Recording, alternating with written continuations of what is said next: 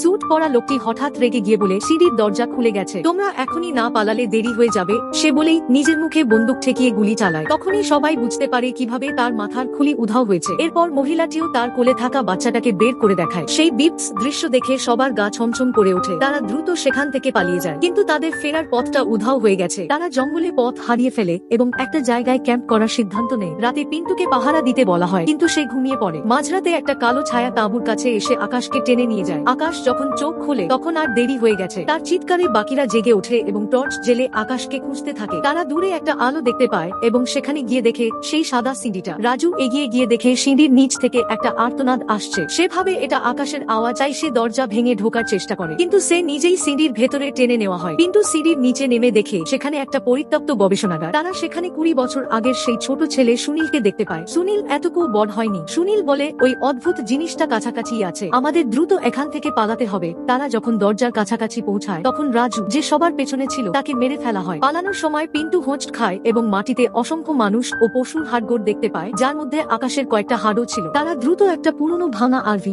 দেখতে পায় এবং তার মধ্যে লুকানোর চেষ্টা করে, কিন্তু অনু কিছুটা পিছিয়ে পড়ে। পিন্টু দরজা বন্ধ করে দেয়। সুনীল তাদের দুজনকে বলে, যারা এই জায়গায় ঢুকেছে তারা হয় ওই জিনিসটার পোষা প্রাণী হয়ে যায়, নয়তো শিকার। বাঁচার একমাত্র উপায় হলো সেই জিনিসটাকে মারা। মীরা গাড়ি থেকে একটা রাইফেল এবং 4টি বুলেট খুঁজে পায়। পিন্টু ওই জিনিসটার মনোযোগ আকর্ষণ করে যাতে মীরা গুলি করার সুযোগ পায়, কিন্তু ওই জিনিসটা গুলি প্রতিরোধী ছিল এবং মীরাকে উল্টো মেরে ফেলে। নেক্সট পার্টের জন্য লাইক করুন।